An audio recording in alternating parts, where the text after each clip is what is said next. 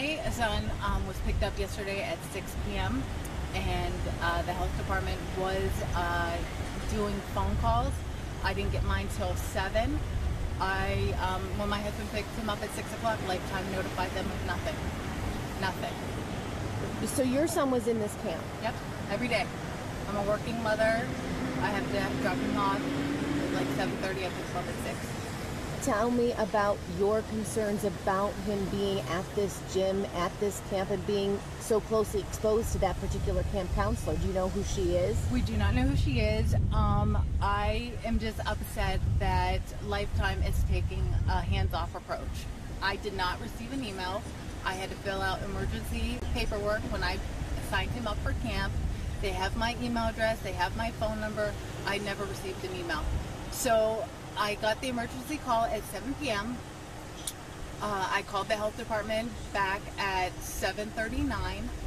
I got a voicemail that says that there wasn't even a hotline set up at this time. So when I called at 7:39, they said leave a message because they close at 5. So I'm like, what's going on? So I then went to, I called Lifetime and I went to their child center. And the person there, I said, do you understand what's going on with the camp? And she says, yes, I work it. So I said, okay, so you must know what's going on. And she says, you have to call the health department. I said, I did. They give me an answering machine. I understand HIPAA laws, but can you give me a high level of what's going on? Is there some type of infection going around that I need to be concerned about? She says, if you can't get a hold of the health department tonight, call them back at 8:30 tomorrow morning. To me, Lifetime wasn't being forthcoming with information as of last evening. No, absolutely not. And I know that some people have received an email, but to me, the person in charge of the activity center that's running the camp should have been here all night looking at, make sure every email that they have is absolutely correct and on file. What are you doing are you taking your son to the doctor? What are you doing now? So last night when Lifetime would not give me any information, my husband drove here immediately. He got a little bit of information from a manager here, and they said pretty much that it was bacterial meningitis and that we should go to the hospital. So he ended up in Crittenton Hospital last night with approximately 20 other people from Lifetime. And my thing is the counselors knew at 6 p.m., so the counselors were probably getting treated prior to the kids. So what did the doctors I mean, as much as you want to let us know, I mean, for other parents who are watching who are concerned, I mean, what did they tell you about how your son is and what you should do next?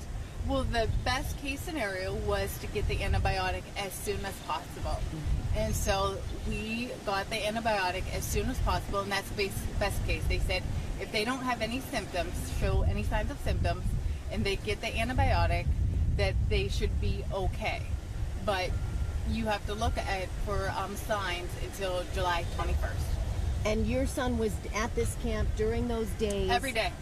He goes every single day. I mean, how does this make you feel? I mean, I appreciate the health department calling me, but getting an urgent voicemail that says call me back, and when I call back there's no one there answering all these phone calls of 200 and some people that maybe had gotten the voicemail. I'm disappointed. I'm disappointed because Lifetime took the hands-off approach and wanted the health department. Now maybe the health department wanted to take that approach, but if they knew yesterday at 6 p.m. when he was picked up, because my friend got a call at 6 p.m. last night, then I could have been at the hospital right away. You could have been there earlier. I could have been there earlier. I mean, and you're bringing him here today. Obviously, you're a working mom, like you said. I mean, Yep. Do you have any reservations about... I do. I was trying to listen to the press conference that was streamed live last night, and the doctor there was saying that it's such a fragile meningitis that if it's on a surface or something that is too fragile to be present, so that you have to be in direct contact with this person, whether it's saliva or nasal. Mm-hmm. Yeah, it's very close contact. Yes. I mean, this has got to be nerve-wracking for you and your husband, jumping through all these hoops, taking him to the hospital. Yes. I'm very upset with Lifetime because it's not about the money, but I pay $100+ a month to go to this Lifetime for a family, and then on top of it, I pay $250 a week for him to come here. So that's like $1,000 that I am paying for my kid to get top of the line care. And if something were to happen, like if he got injured on the rock wall and stuff, I have to take all the precautions. But when their worker got sick, they just said, hands off. Do you like coming to camp here? What do you do at camp here? We like do swimming, and we play, and we do tennis. But did your mom tell you someone got sick here? And you Yeah, on the phone.